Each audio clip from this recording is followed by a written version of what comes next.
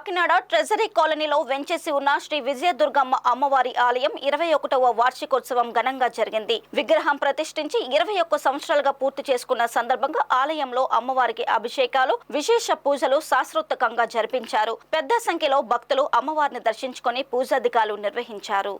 ఈ సందర్భంగా ఆలయ ధర్మకర్త పీడక శేషు మాట్లాడుతూ 40 ఏళ్ల క్రితం తమ పూర్వీకులు ఏర్పాటు చేసిన శ్రీ విజయదుర్గాదేవి ఆలయంలో సుమారు 20 ఏళ్ల క్రితం శ్రీ చక్రం వేసి అమ్మవారిని పునఃప్రతిష్ఠ చేసినట్లు వెల్లడించారు. ఆనాటి నుండి ప్రతి ఏటా వైభవంగా అమ్మవారి ఉత్సవాలు జరుపుకుంటున్నామని తెలిపారు. ఈ ప్రాంత భక్తులు ఎంతో నమ్మకంతో శ్రీ విజయదుర్గమ్మను ఆరాధిస్తారని పేర్కొన్నారు. ఆలయ ముఖ్యదాతలు గాలి శివయ్య, కోక వెంకటగిరి, నక్కహరి అమ్మవారిని దర్శించుకొని పూజలు చేశారు.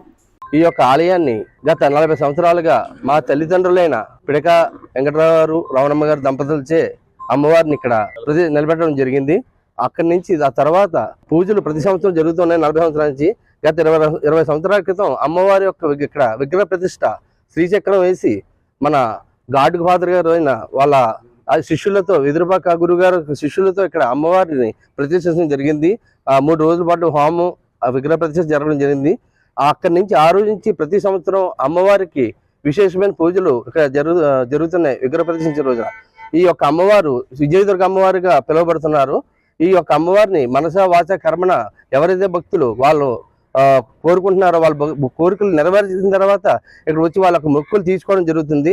ఈ యొక్క అమ్మవారు చాలా మందికి నమ్మకమైన అమ్మవారు కావున ఎవరి భక్తులు కూడా ఈ యొక్క అమ్మవారిని వచ్చి ఆశీర్వాదం తీసుకోవాల్సిన కోరుతున్నాం.